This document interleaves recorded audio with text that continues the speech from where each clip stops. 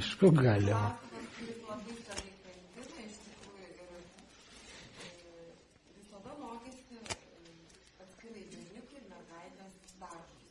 Taip.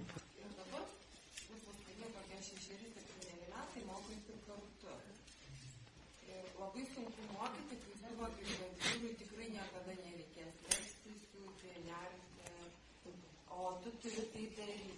Labai noriu jūsų patarimo, kaip padėti viską, apsipasirinkti, nori siūti, nori mėgti. O vidus mano, o mergaitės, pavyzdžiui, ten jaunas, suvokius, kad mes nenori, kad mes tenai metalo gabalą. O aš turiu tai, ir aš labai būtų jaučiuosi, nes tada, kada aš dirbau su mergaitėm, tai buvo kaifas. Aš supratau savo darbo prasmę. Aš mačiau, ką aš darau, kad tai yra labai gražu. O dabar aš einu į darbą ir man viduje toks prieštaravimas, kokias dalės aš turiu jam tai siūlyti. Ir mes pykstamės, bet iš tikrųjų, kaip jūs sakot, jie pyksta ant manęs, man tai... Čia tokia emancipacijos, издержки эмансипации. Kaip čia išversti? Издержки. Pasiekmes, tai pasiekmes yra pasiekmes. Kaip geras, išgeri tu, pavyzdžiui, kokią vaistą, analginą, kad skausmas sumalšinti. Ir tau skausmas praeina, bet pradeda pykinti. Tai bet to nereikėtų, bet gaunam kaip neišvengiamai. Reikia tos mergaitės, kurie atsilaisvina nuo savo pagrindinio, kiek evoliucijos metų, 60-70 tūkstančių metų, moteris vienintelė ką darė, gimdė ir augina vaikus. O dabar nereikia to daryti. Reikia tai daryti, bet visą gyvenimą nereikia. Nereikia kas metus gimdyti ir tos 6-7 vaikus pačiai mokyti, skaityti, skaičiuoti, vaikščioti, rengtis. Yra vaikų darželį, yra mokyklas, yra mokytojai, kurie daro tai gal geriau. Nereikia gimdyti tos 12 vaikų, kad iš jų 5-6 išgyventų. Ta prasme, moteris iš savo pagrindinės veiklos dabar kokius ten 85%, sunku išskaičiuoti, bet man taip atrodo, kad 15% daugmaž to darbą dirba, kuri visada dirbdavo. Tai pagimdyti tą vaiką, tą motiną, jinai jam ir gydytoja, ir mokytoja, ir vyrėja, ir tvarkytoja, ir drabužių siuvėja, ir ten prižiūrėtoja, ir gelbėtoja, ir auklėtoja.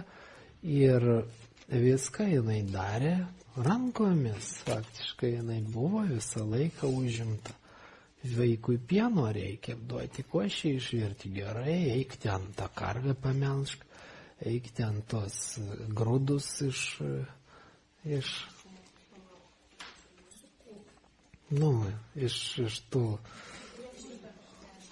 ištukštenk, taip, ja, taip, o ne atidaryk skardinę, vieno plasmasinio šaukšto šlekšt, iš arbatinuko bulk, košė, viskas, košė išvirti reikėjo ten poras valandų, tai suprantat, o dabar ne, tikrai ne tiek.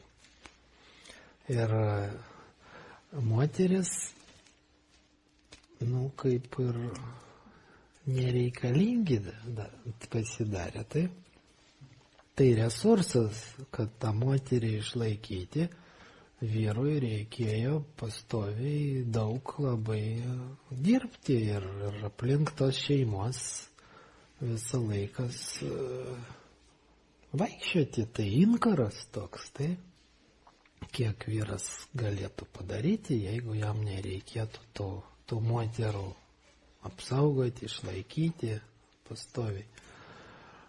Bet aišku, vyrai daug ką padarytų, bet ir visą gerą, ir išmirtų visi, taip, nes tie vaikai, tai dabar tokia padėtis, kad moteris atlaisvinta, jai nėra ką veikti ir jinai prisiminė, kad jinai beveik žmogus, beveik tas pats vyras, tik tai pastoviai vidiniais tais darbais apkrautas, pastoviai jinai negalėjo viso to nedaryti, niekaip, o dabar, prašom, gali nedaryti to arba minimaliai to daryti.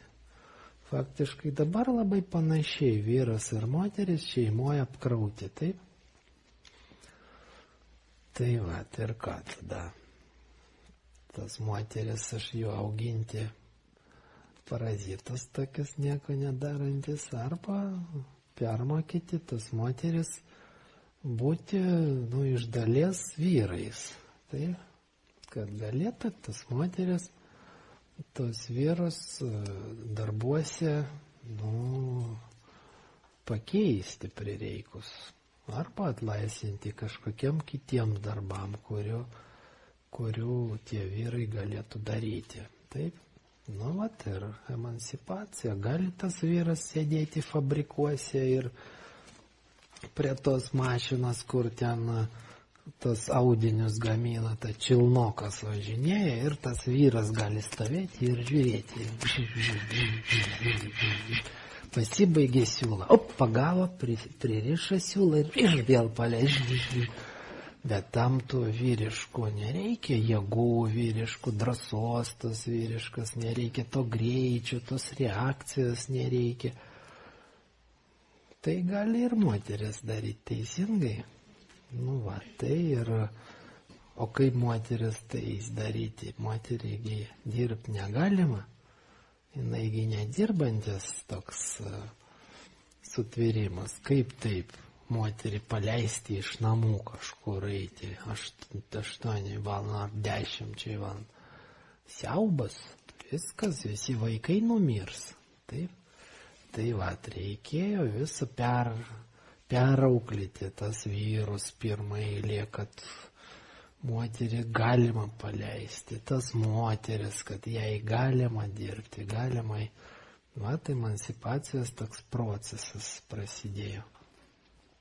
Ir aš manau, kad tai gigantiškas potencialas, ne tai, kad mes dvigubai daugiau galim daryti, ne dvigubai, nes faktiškai nuo tos veiklos moteris buvo užimtos vidiniais darbais, o vyrai ant tiek palaikyti tas vidinius darbus ir ant tiek galėjo ten eiti į priekį kažkur. O dabar tas mažiukas potencialas išaugo 100 kartų. Daugiau žmonės gali sau leisti.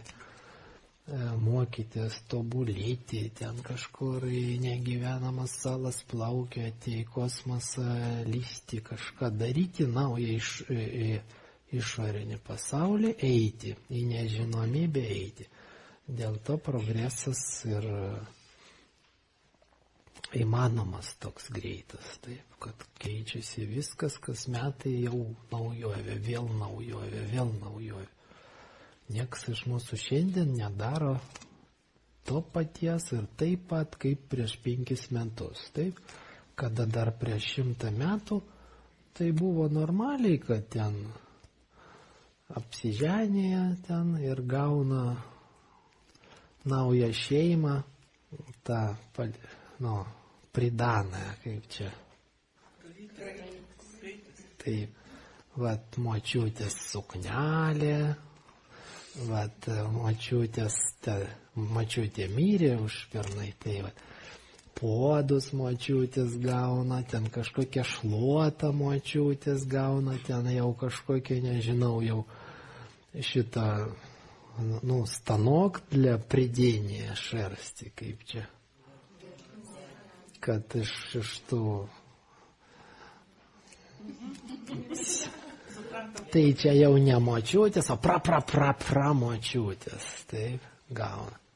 Ir dabar šiandien daro tą patį, ką darė močiutė ir pramočiutė. Mes jeigu tu darysi šiandien tais įrankiais naudosis kaip prieš 5 metus, tai Ir mes pastoviai nesuprantant to, mes visą laiką einam į nežinomybę. Kasdieną mes susiduriam su to, ko niekada nebuvo. Suprantat? Bibliotika stovi pas mane, aš esu ten aristokratas ir aš mokslininkas ir aš skaitau tos knygas, kurios skaitė mano senelis. Suprantat? Nieko naujo moksluose neatsirado. Praėjo 100 metų ir aš taip pat, Aristotelis, Hipokratas, aš skaitau tos pačios knygos. Ir nieko naujo nėra. Ir tegu ir grožinės literatūros irgi. Ta pati aš skaitau Euripidą, Balzako skaitau ten ir viskas.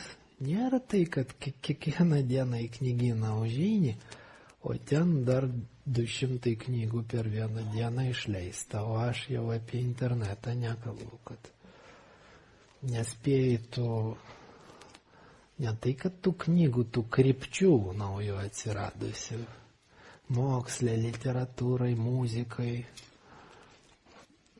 nespėjai net tų pavadinimų visų sužinoti.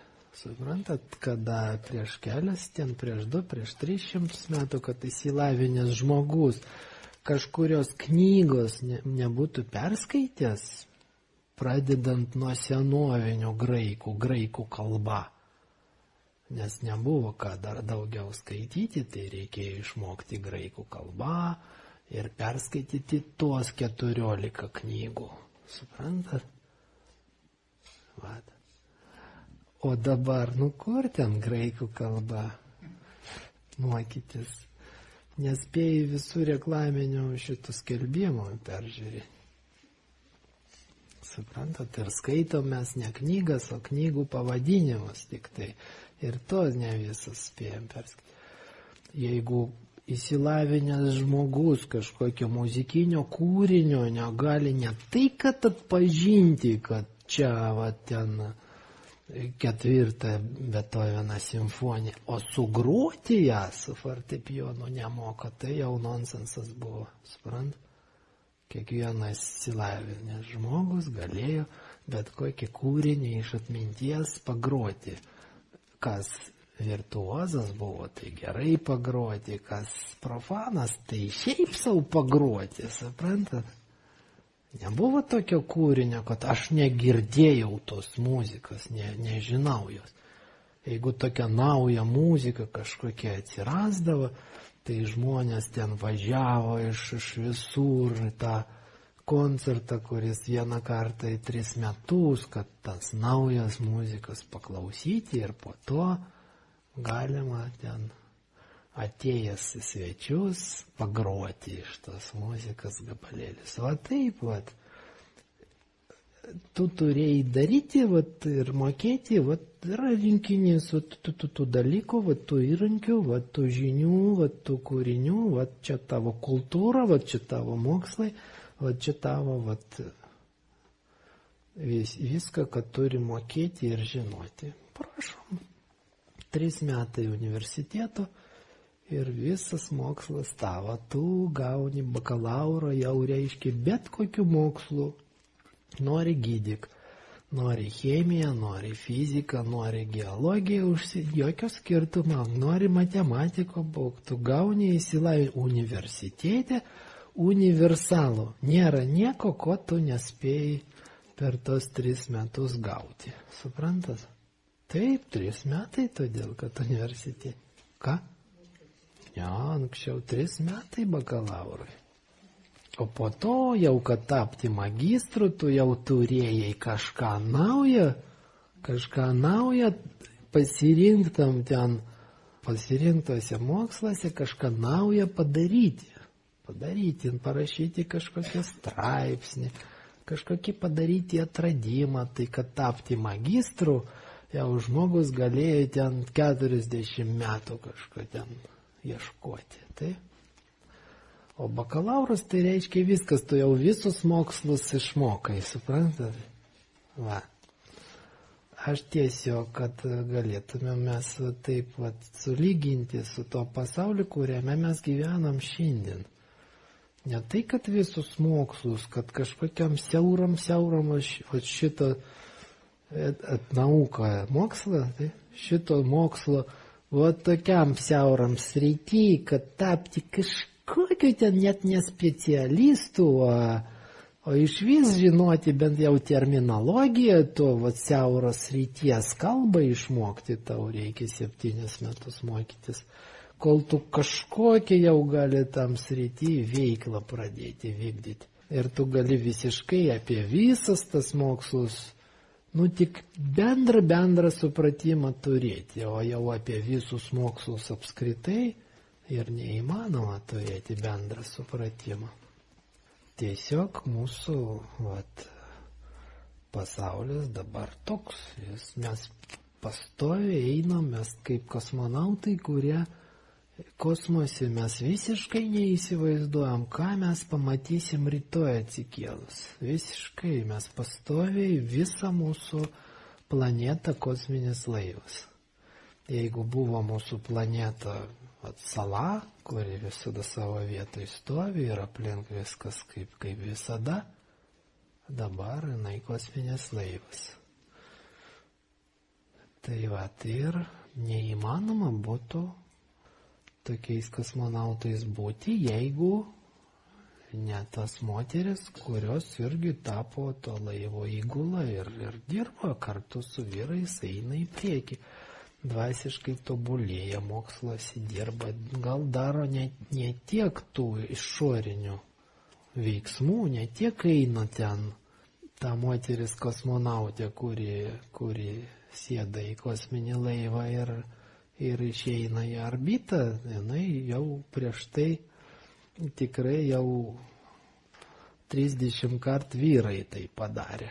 Ir jai sako, tu čia sėdėk ir nieko pirštais neliesk. Bet vis tiek, čia jau rodiklis, taip, kad jau kaip ir kažkada tai tenai į kitą šitą žemyną plaukia vyrai, viską ten jau paruošia, taip, visus pavojus ten jau kažkaip išmoksta nugalėti, tada jau paima ir atveža ten kažkokia moteris, parodė jai nuo laivo, matei, mačiau, ir namo. Visa gera, bet čia jau rodiklis, kad čia jau darosi saugu. Jeigu kosmose moteris jau pabuvoja, ten jau saugu kosmose, suprantat? Tai va. Bet ne tiek eina į priekį tas moteris, kiek jie jau leidžia tam vyrui, kaip tam Orfėjui, kuris eina iš pragaro, taip. Prisimenat tą mytą, kai Orfėjo žmona Evridika mirė ir ją paėmė Aidas į savo karalystę, į pragaras. Kaip neteisingas žodis, nes pragaro tokio nebuvo ten. Šešėlių karalystė. Tai. Ir Orfėjus taip ją mylėjo, kad neišsigando, nusileido į požemį, taip, rado tą požeminio pasaulio karalį ir sako, paleisk man tą, kodėl tu ją čia laikai, tegu eina jinai gyventi, aš ją myliu. Ir jis sako, taip, tavo meilė tokia stipri, aš ją leidžiu, tu gali eiti, tu kelią žinai, o jinai eis tau iš paskos. Bet jeigu tu taip atsigręši, atsisuksi, tai niekada jinai neišeis iš čia. Tai ir tam mytė, ką padarė tas Orfėjus, genialus muzikantas. Jis ėjo ir galvoja, ar eina man jinai iš paskos ar ne. Ar čia mane tas apgavo, tas gudrus Aidas ir gal tik norėjo, kad aš iš čia išeičiau. Aš taip sunkiai ten nusileidžiau. Tiek jam reikėjo ten pateikti savybių, kad nusileisti tą požiūrį. gal negirdžiu, kad jinai eina, nežinau ar eina. Ir jis paėmė ir atsigrėžė ir tik spėjo jos akis pamatyti ir jinai grįžo į... Tai vat vyrams tas moteris dabar duoda galimybę neatsigręžti. Viskas gerai, mes galime eiti į priekį, iš pragaro į šviesą, iš praeities į ateitį, eiti. Tas moteris niekur jos neatsiliks. Jos beveik tokias pat kaip mes. Taip, čia taip yra. Nes moteris, jinai netokia, jinai vat visada, mano rankas laisvas. Aš einu ir tik ginklus laikau rankose, kad su pasauliu kovoti. O jos rankose 8 vaikai. Tikrai jinai negali eiti taip kaip aš. Tikrai aš visą laiką turiu žiūrėti, kaip ten jinai. Ir kadangi aš ją myliu, aš negaliu eiti ir negalvoti apie ją ir neatsigręžti. Nemylėčiau, būtų man tas pats, gal eičiau. Tai vat, dabar aš manau, šiuolaikinis Orfėjus, jis ne dėl to, kad mažiau myli, o dėl to, kad daugiau jai pasitikė, kad jinai eis ir nesustos ir sugebės eiti iš paskos. Taip? Tai va. Ir kaip analgino gali pradėti pykinti, nes skrandžiui tai neįprasta. Taip pat mūsų kultūra, truputį mūsų tas sociumą pykina nuo to, kad moteris darosi vyriškesnė. Taip? Norit, ne tai, kad nori, jas priverčia, jas programuoja taip tas moteris, juos, tai kaip čia, juos, jas. Taip programuoja, kad jūs tokie pat esat, jūs lygios su vyrais ir jos stengiasi būti lygios. Nu, jeigu mes lygios, tai, tai va, dabar. Kodėl iš esmės ten, kodėl turi vyras man durelės atidaryti, kodėl vyras turi į sieną vynį įkalti, kodėl vyras tik gali su lobziku tą medį, o kodėl aš turiu košę virti, o ne vyras, tegu jis mokinasi būti moteriam, jeigu aš mokinuosi būti vyru, suprantat, logika jinai teisinga. Teisinga logika, bet yra tokių šalutinių. Vyrai pyksta, kai jiems sako, kad jie turi mergaitiškai elgtis, o moteris pyksta, kai priverčia juos elgtis vyriškai. Bet aš manau, kad tai harmonizuosis, kad mes sugebėsim vis dėlto likti vyrais ir sugebėsim moteriai leisti likti moteriai, sugebėsim visą tai padaryti be